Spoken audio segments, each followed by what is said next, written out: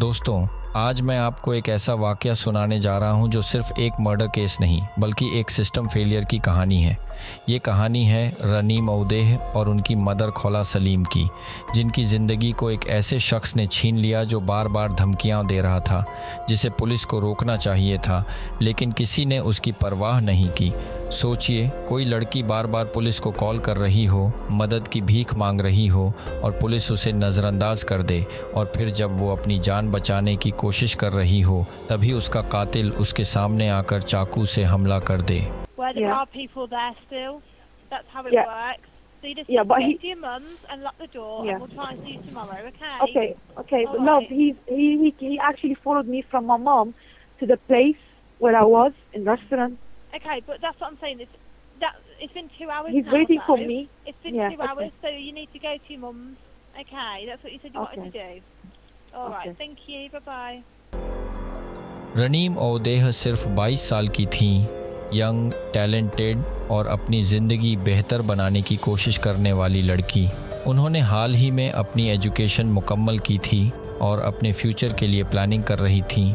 उनकी social life अच्छी थी और उनकी मदर खौला सलीम उनकी सबसे बड़ी सपोर्ट सिस्टम थी।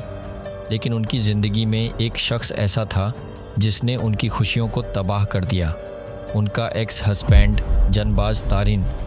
ये आदमी अफ़गानिस्तान से था और उसने रनीम से शादी की इस्लामिक लॉ के तहत।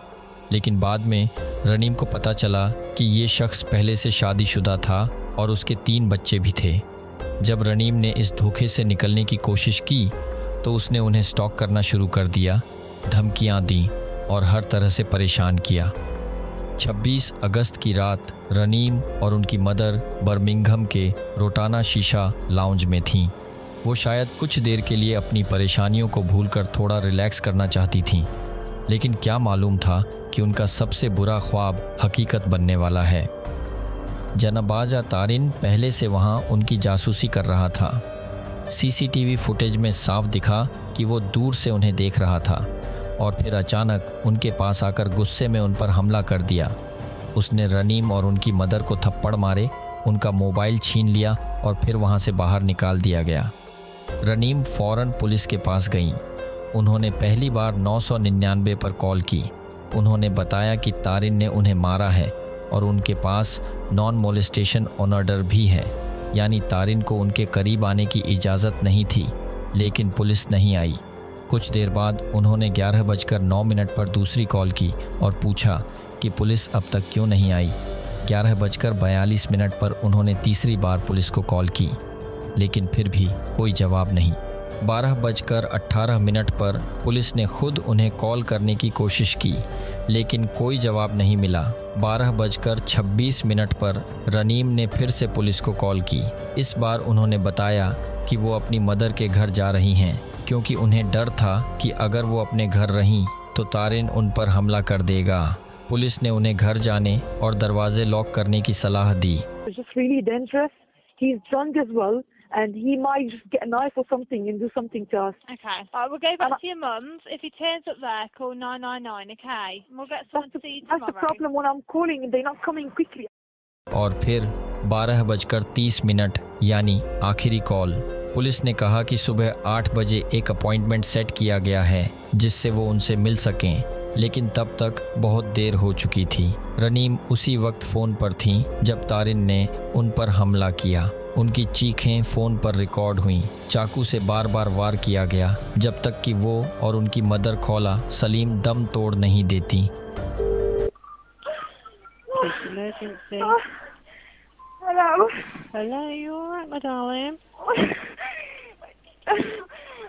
My husband beat me up so badly, and he makes my son so scared. Murder के बाद तारिन वहाँ से फ़रार हो गया। सीसीटीवी फुटेज में वो एक चिकन शॉप में देखा गया, जहाँ उसने अपनी आइडेंटिटी छिपाने के लिए दाढ़ी भी साफ़ कर ली थी।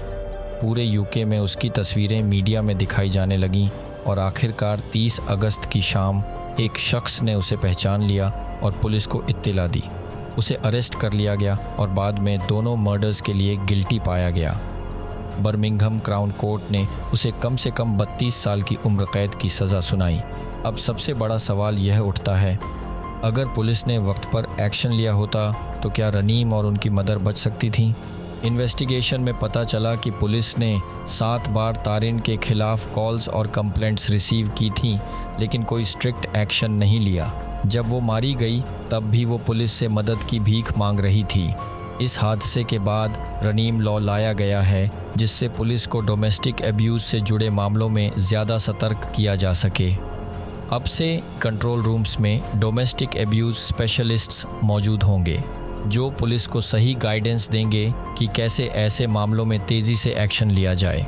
वेस्ट मिडलैंड्स पुलिस के अलावा नॉर्थम्ब्रिया, नॉर्थहैम्पटनशायर, बेडफोर्डशायर और हम्बरसाइड पुलिस में भी यह सिस्टम लागू किया गया है। रनीम और उनकी मदर खौला सलीम की मौत ने एक कड़वी सच्चाई उजागर की। पुलिस की नाकामी सिर्फ एक इन्वेस्टिगेशन की गलती नहीं होती, बल्कि कई बार यह किसी की ज़िंदगी और मौत के बीच का फासला बन जाती है। आज अगर रनीम लॉ के ज़रिए सिस्टम को सुधारा जा रहा है तो यह उनकी कुर्बानी की वजह से ही है। लेकिन सवाल यह उठता है, कितनी और औरतों को अपनी जान गंवानी पड़ेगी तब तक सिस्टम सही होगा?